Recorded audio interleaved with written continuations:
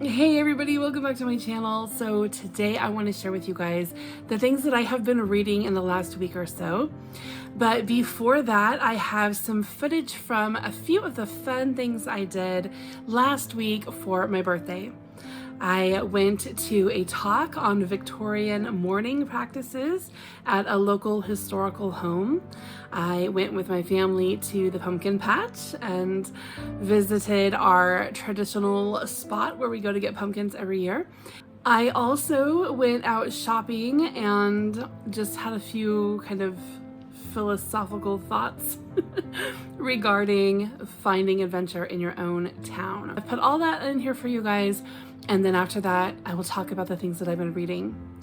This has been a really good week and we had a great weekend just relaxing. I did get sick over the weekend. You will see probably in this video and then in the coming talk later on about the books that I've been reading. I got like a weird eye. One of my eyes is like wigging out weird, but I guess it's just from being sick, but kind of looking sort of like Dr. Jekyll, Mr. Hyde, right? So anyway, I hope you guys enjoy this footage from me, my family, and the fun birthday week that I had.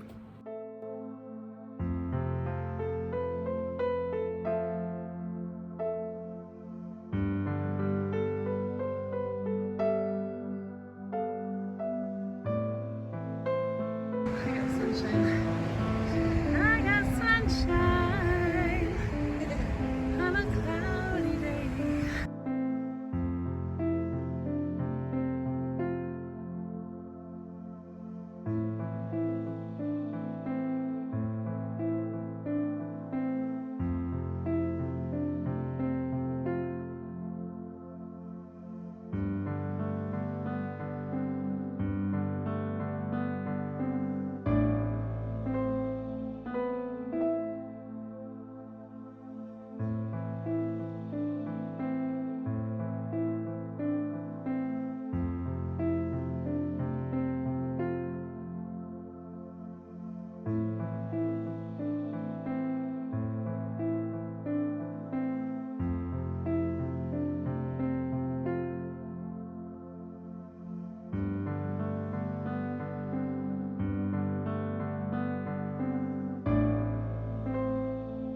Hey everybody, so we are here in Bentonville, very close to where we live, and we are getting ready to attend a function here at the Peel Museum behind me. This house was built in the late Victorian times after the Civil War, about 1875.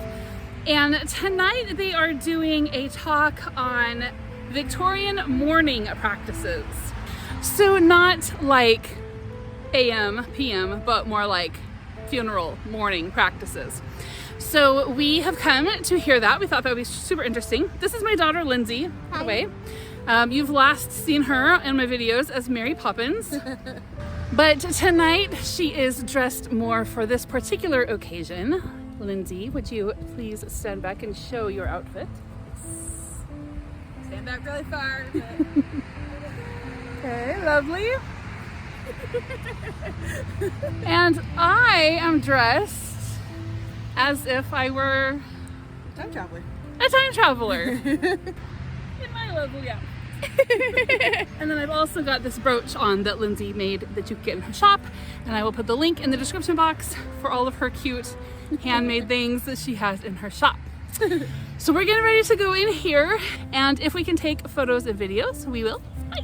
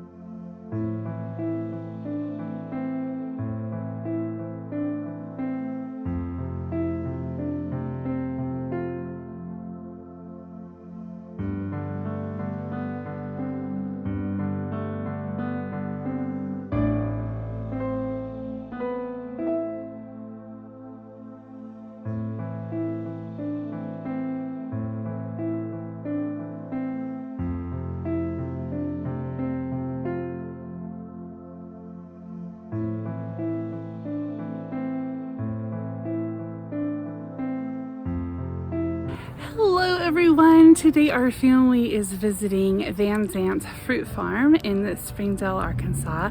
This has been a family tradition for, I'm thinking, about 10 years. We first started coming here when we had all the kids at home still and everybody was little, and getting a family picture taken and picking out pumpkins and visiting the Gourd family. There are all kinds of little settings around this yard where they've got the funniest little people out, and they're the Gourd family. They're not super scary, just a little creepy. But we're here today. It is my birthday. I'm 46 today. Somebody pointed out that I actually this summer, in one of my videos, I think it was my 50 by 50, I said that I was turning 47. I'm not actually, I'm only 46. So anyway, happy birthday to me. 6 of my kids are here and my husband has taken a day off, and so we are enjoying this day. After today, it's supposed to cool down like another 10 degrees and have some rain and stuff, so we are very quickly coming into fall here in Northwest Arkansas. And I am here for it. I love the fall and I love the cooler weather, so this is the best. It's just the best day. I wanted to show this skirt that I made.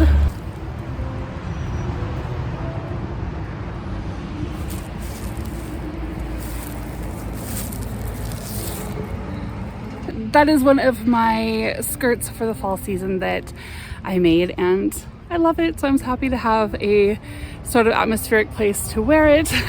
And then I've got on this necklace here. Let's see, this one I bought in high school, so this is like, you know, original 90s. And then I made this one with the little squirrel on it and beads and stuff.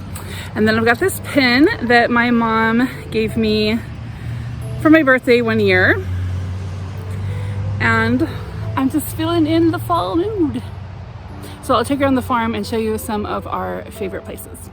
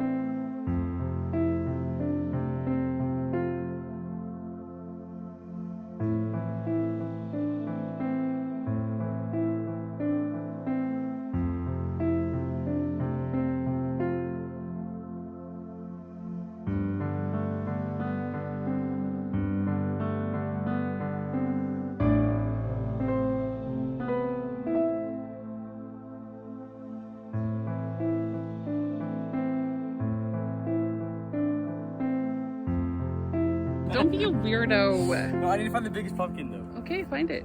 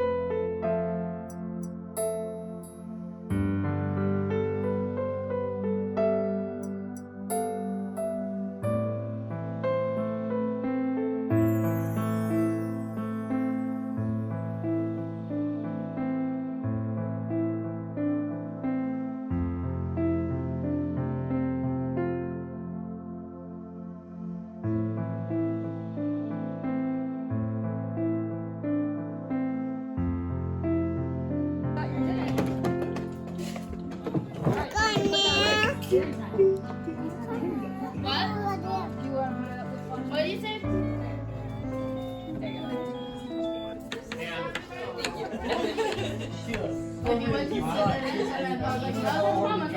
Oh, okay. That's a cake. Num num.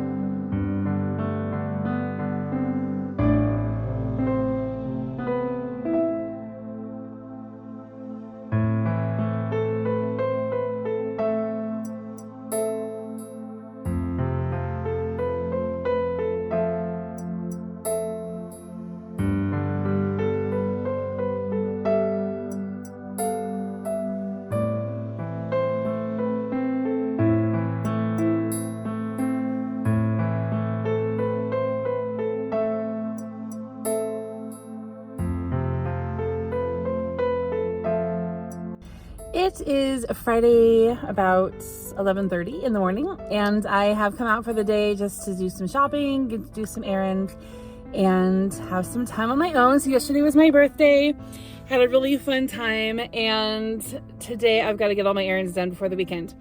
So it is a rainy day. It is only supposed to hit like 58 today. It is the perfect day for just being out and enjoying my community.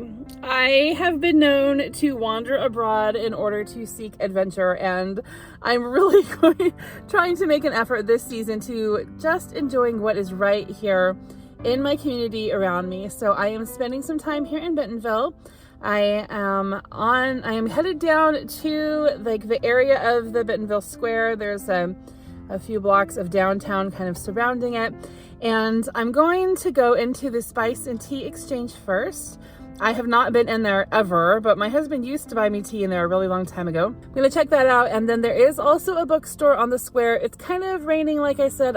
It starts raining really hard. I might not actually walk all the way down to the bookstore, but we'll see. But the Spice and Tea Exchange is pretty close to where I'm parked, so I'll go in there for sure. All right, so let's go.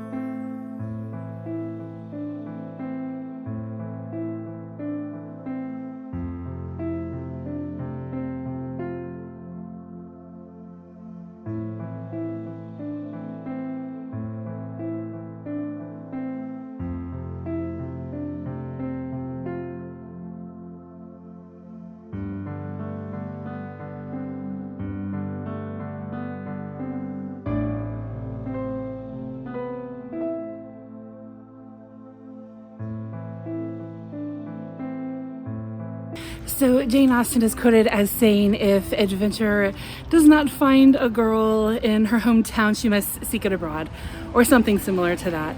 And I am afraid that that has been my sentiment for far too long. I've lived here in Northwest Arkansas for 13 years and I have barely gotten out to see what all my community has to offer. I just went into the Spicy Tea Exchange. I got quite a few really neat things that I will share with you guys here in just a little bit. But I am just actually super motivated to go into like every shop. I know I don't have the time for that today, but it just goes to show, right? It's really about mindset and just changing the way you see things. Like I said a couple of days ago in one of my videos, it's not necessarily about where you are, it's about how you see where you are. So maybe this will be a season of falling in love with the community that I live in and not being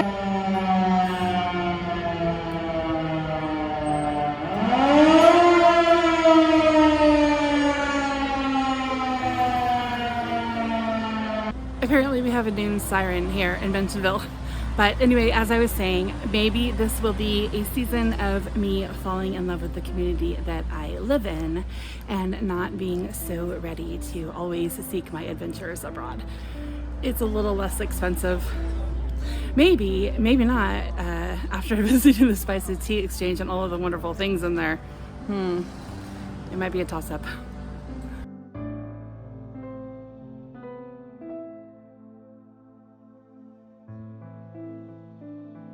This building ahead with the, well, you know, that one right there. This was the Walmart Museum. It still is the Walmart Museum, but what I say was because for about a year or so, they had a, I don't know, great facade around it, some kind of tarpish material with the outline of this building painted on it or just printed on it. And it was up for quite a while they were doing what we thought was renovations. One day I was driving and parked over here on the road next to it, and the wind was blowing and it pulled back a piece of that material, and I looked inside and it was gutted. It was gone. Like there was no brick building here. They were actually rebuilding this building to look exactly like the original 19th century building, but it is all actually brand new. I don't know if people know that or if that's even a big deal, but it really weirds me out now to be here and see this great, supposedly old Victorian era building on the square and know that it was actually just put up last year. Those of you who have been watching my videos for a while know that I love the bookshop down in Tawnytown, Arkansas that is called Once Upon a Time Books. It's my very favorite bookshop. Well, they have kind of like a little sister flagship, I don't know what the right term is, but they have another shop here in Bentonville. It's much smaller and a little more niche. It's definitely to appeal to the tourists, and it's just like a little more boutique kind of bookshop. How's that? So I'm gonna go in there and look around. I don't actually anticipate purchasing anything. That bookshop is actually quite a bit more expensive than the one down in Tawnytown, probably because the rent on this square is very expensive as well.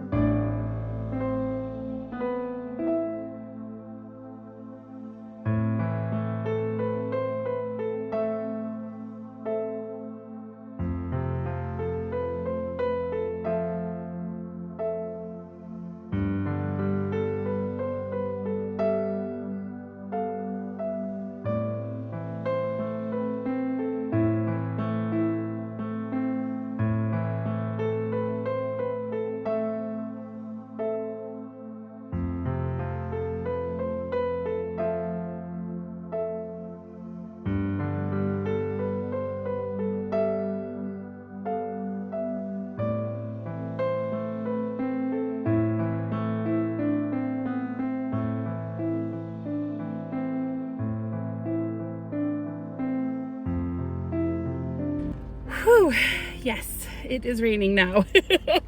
I did go down to the Spice and Tea Exchange. I also went to the bookshop that I wanted to go to. And then when I came out, it was lightly raining, and about halfway to the car, it was raining. So I decided to be done on the square now and then go get, you know, my needed errands done. But I am really glad that I took a minute to go down there and take that walk and just kind of get some perspective on the fun things to do within just a few minutes of my house.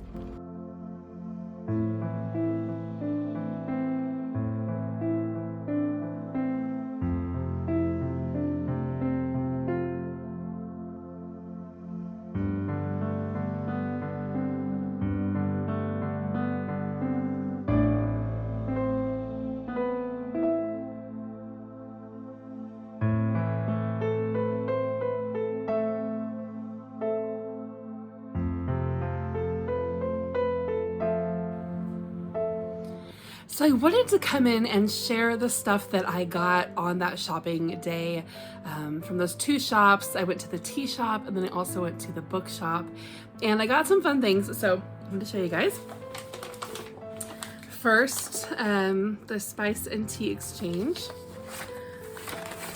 Now I got a couple of gifts, so can't share that just in case on some really weird whim. My husband actually watches this channel, but I'll show you the stuff that's not gifts. So, well, it's gifts to me. So one of the neat things in this shop was a variety of flavored sugars and just like sweet toppings for ice cream, pastries, whatever it is that you want to make. This one is cranberry orange sugar.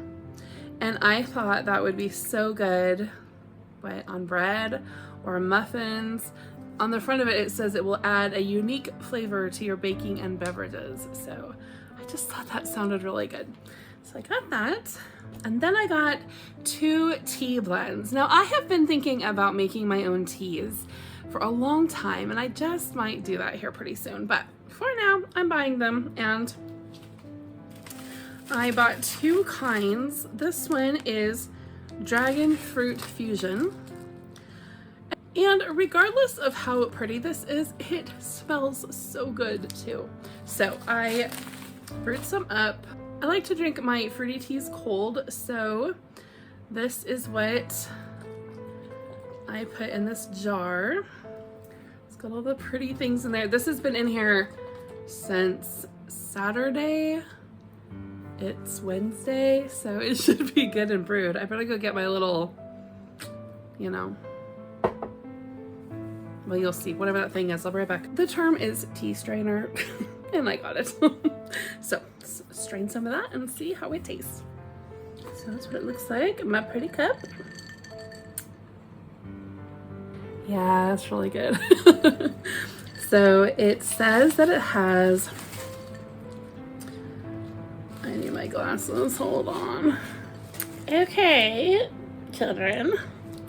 It says that it has apples, hibiscus, rose hips, dragon fruit, orange peel, lemongrass, natural dragon fruit flavor, pineapple, strawberry, and cornflower. The cornflower is probably for another color, I would say. And this is really good. There's no sweetener. I didn't put any sweetener or anything in it. It's just, it is sweet enough, but also like just tart and fruity. It is so good. You're definitely gonna have to buy more of this. Okay, so we'll set that one aside for now. Okay, and then the other flavor I got was raspberry shortbread white tea.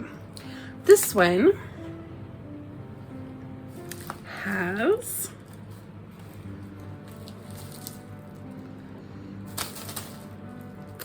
apple, white tea, rose hip, green rooibos, white chocolate chips, hello, cane sugar, some cocoa in it, raspberry leaf, and then cornflower also. So I've also brewed that in this other jar. Okay, so let's try that one. Shake it up. There's white chocolate chips floating around in it. That is probably gonna be, this one might be better warm because there are white chocolate chips floating around that would melt if I had it hot, right? But we'll try it cold. All right, so that's what that one looks like. I do like it cold, but I'm probably gonna like this one better hot. So I will try heating it up and let you know next time what I think of it. There is a website, spiceandtea.com. I will put it in the description box if you guys want to get gifts. Okay, and then I wanted to show you the books that I got from the bookshop. So I got Far from the Madding Crowd by Thomas Hardy. I think that it was Anne who mentioned this one being a fall story. Pretty sure. And I might read it this fall, or I might save it for next fall. I'm not sure, but I haven't seen this one in the shops, and I hadn't seen it in Penguin. Well, I'm looking at the back of it, and this was actually purchased in India. So that's cool. So India, it was like a price tag from India. So whether they publish this in Penguin here in the US, I have no idea, but I got one, so yay. And then I found another Penguin Classics. This is The Two Lives of Charlemagne by Einhard and Notker, the Stammerer. I found this copy of another book in the Oregon Trail like game series. It has the, you know, writing like the game that we played, Alone in the Wild. So my mom bought me a bunch of these a few years ago, but I don't have this one. It's a choose your own adventure, choose your own trail, it says at the bottom there. And it's just like the choose your own adventures from the 80s, right? You can stop here or you could go on, and you just kind of like hop around in the book, right? Until you get to a page that says the end, like I just happened to get to. So they're really fun, and so I was glad to find that here. And then lastly, I found this book. This is A Piece of the World by Christina Baker Klein, and I had just seen this on Goodreads. It is a story of the girl who was the inspiration for Andrew Wyeth's painting Christina's World, right? So it's a historical fiction about that woman, and what intrigued me was what I didn't know. So if you're not familiar, imagine you probably might have seen this painting, and then there's a woman kind of like crawling in the field here with her arm raised towards this house. Do you know, they had it on a postage stamp a while back.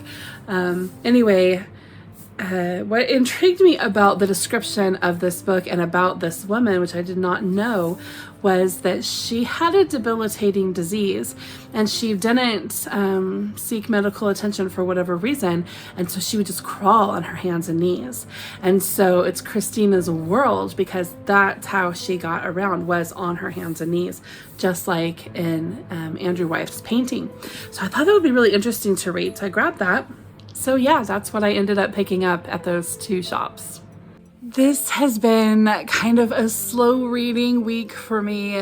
So I've read one book, and then I'm about halfway through Wuthering Heights. I'll be finishing that today probably. But I wanted to talk to you guys about the book that I read this week called Havisham. This is by Ronald Frame, and as you may guess, it is a sequel, actually kind of more like a prequel to Great Expectations by Charles Dickens, which I read last week. So Great Expectations is like a coming of age story, right? We read about Pip and how he had his whole world changed by a benefactor, and several influences played a part in Pip and his upbringing and the changes that happened in his life and the choices he made and stuff. And one of those people was Miss Havisham. So in this story, we are reading the coming of age story of Miss Havisham. Overall, I didn't think the story was super believable. It starts off in her early childhood and really makes her out to be a pretty naive sort of a person, pretty gentle, and I guess just believing the best of the people around her. But then she very quickly makes a jump to a very hateful, bitter, just, somewhat mad sort of a person. And the way that happens, I didn't find to be believable. I didn't think that the things that had happened in her life in the story, fictionalized, of course, we have no idea of her the details of her past, right? Just from reading Dickens's novel. But the facts that presented in this story, I just didn't feel like was enough to make her go off the rails like she did later on, and especially in such a bitter and hateful way as this author describes.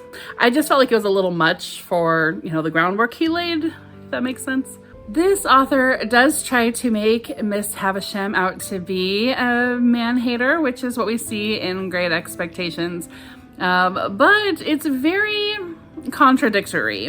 One of the things she says is that men are not necessary to a woman's sense of completeness and felicity, but then she allows every man in her life to stifle her, to the point where she's even lying to herself about her completeness. It's not any better than it would be had she not been a man-hater, really.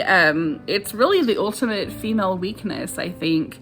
She says this: a woman can only satisfy and fulfill herself, I understood, when she establishes her own authority and sees beyond equality, realizing how terrible and damaging her own power, if unleashed, might be. The way that she wrecks Pip, and a person who was innocent and hopeful about life, just as she was, that does not make her strong, right? That's actually pretty sickening. I really came to despise her by the end of this story. And so any playful admiration of her quirkinesses or compassion that I may have had for her having difficult circumstances in the past or whatever, when I had those feelings after reading Great Expectations, that's gone. This author wrecked it. I don't think that the past Catherine Havisham that this author created jives with the later Catherine. I don't think they could have been the same person. People like the early Catherine don't have the capacity to be the kind of person that the later Catherine was. There was also some things that I feel like the author added to the story that I don't necessarily think that Dickens meant to be there, and I don't think he would have liked it. For one thing, she implied that Pip coming to see her was kind of like him doing penance for his newly found wealth. He felt bad for being wealthy, so he went to see Miss Havisham out of guilt. And I don't think that's the story. He wasn't going to see Miss Havisham. He was going to see Estella, right? And had he felt very strong feelings of guilt throughout, wouldn't he have gone to see his own family? I don't know. I just didn't buy that. It doesn't even really fit the original story. There's also some elements of Estella and her life and her motivations that this author kind of changed around, and there was really no reason to do so based on, what we read in Great Expectations. So I feel like if I would have read this a couple of months ago, before I had reread Great Expectations for the first time in 10 or 15 years, I feel like I probably would not have these same arguments, because there was a lot of elements of Great Expectations that I probably wouldn't even really have remembered or picked up on or, caught. It's just because I only just finished that book a couple of weeks ago and then went right into this modern sequel that I think is why I picked up on this stuff. So if you do like Great Expectations and it's been a while since you've read it, maybe pick up Havisham and get this author's take on Catherine Havisham's story. And you can tell me what you think if you think that it was a little over the top, or maybe I'm being sensitive. I do recognize that it is quite the feat to try to build on a classic story like that. It takes some guts to even touch Dickens in the first place, I think. And so you got to give the author credit for that. But, ultimately, I don't think he pulled it off, unfortunately. The other book that I have been reading this week is Wuthering Heights by Emily Bronte. I don't know how many times I have reread this book, but I was just kind of in the mood and wanted to read it. And I figured I'd just read it real quick, right? A day and a half or whatever. But I've just been so busy and so sleepy, I keep falling asleep. So I am going to crack down and finish Wuthering Heights, hopefully before I fall asleep tonight, and then just move on, because it wasn't at all on my list for this month, and it's fine. But, and it's fine because, I'm all for changing things up. But I do have a few things that I did want to finish before the end of October, and we are on the 25th. So I really need to just get that done. And that's the second mood read that I just sort of inserted into my October reading. The first being Great Expectations, which is like 500 and something pages. And so I kind of, I'm stepping on my own goals, and it's fine, but I just was in the mood, so wanted to pick it up. I really do need to rewatch a film version of Wuthering Heights here pretty soon. I think that my favorite one is the one with Matthew McFadden playing Harriton. And honestly, I don't actually remember any other characters. Is that horrible? If you're not familiar, Matthew McFadden is the one who plays Mr. Darcy in the 2005 Pride and Prejudice. It has like Keira Knightley and, you know, that one. The newer one, but not the newest one. And I really like him as an actor, and I love him as Darcy. He's my favorite Darcy for sure. So I do like that version of Wuthering Heights, but maybe I just liked it because of that actor. I don't know. So I'm thinking I will rewatch that here pretty soon. After that, I do have a couple more things that I need to finish up for the Gothic October Challenge. I need to read a little bit of Poe. I was thinking of reading the story of Sleepy Hollow again. And then I need to watch a film. So like I said, either Wuthering Heights or the 1940 Rebecca. Those are two that I'm kicking around. Need to do that stuff before the end of the month. Gotta complete my own challenge, right? And then I don't know what else I'll pick up. I was thinking about starting Far from the Madding Crowd by Thomas Hardy. I've not read that before, and Anne at In Search of Wonder was saying that that is a good fall read, and I actually found it yesterday in a bookshop, so I don't think I have a copy of it already, so I grabbed it just in case, and I may start that. We'll see what I'm in the mood for. We are coming on November, and it's nonfiction November, and I have a pile of things that I did not get through during Jane Austen July that are all nonfiction, and I may decide to read those instead, so we'll see what happens. And then since then, I have read from two more books. I finished Wuthering Heights and loved it as usual. I kind of picked up on the things that make me feel sympathetic towards Heathcliff. I kind of focused on those, I think, a little bit more this time than I usually do. I do keep saying, it's not a love story, it's not a love story, but there are elements. I do think that Heathcliff and Cathy the First had an actual love. It was just weird, right? It was just not healthy. But I do think they really loved each other. And then the couple at the very end, I think, definitely loves each other. And there's so much hope there.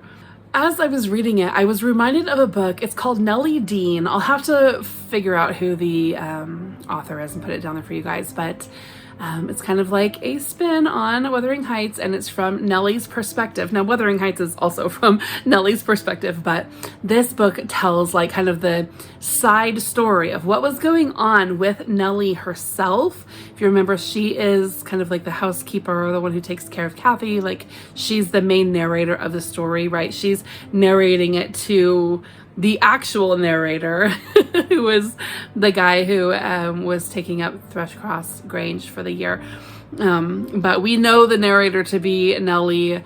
That's the voice that we hear through most of the book. Anyway, the story Nellie Dean follows her life parallel to the Wuthering Heights story, but tells everything from her perspective, even as a child. And in that story, she actually is in love with Hindley. It's not really a spoiler or anything. So after having read that, and I read that years ago, I've read Wuthering Heights several times since I even read that, but I was just thinking of it this time around. You can actually pick up on Nellie and Hindley's softness toward one another, and their gentleness to each other, and just some of their conversation you don't pick up on unless you're looking for a possible relationship between the two of them. So yeah, that was an interesting read that I had completely forgot about. And then I read a few selections from my book of Edgar Allan Poe's stuff. I read the Raven poem, which I haven't read forever. I hadn't read at an age of understanding ever, so I enjoyed that. I read Annabelle Lee, and yeah, that was a good one too. And then I read my two favorite stories, which are The Cask of Amontillado and The Pit and the Pendulum, and they're both really twisted. Yeah, extremely. I had forgotten how The Pit and the Pendulum ended, and so I was very I don't know, suspense. I was kind of full of suspense and like, oh gosh, how is this, you know, how is this going to end? I don't want to give spoilers.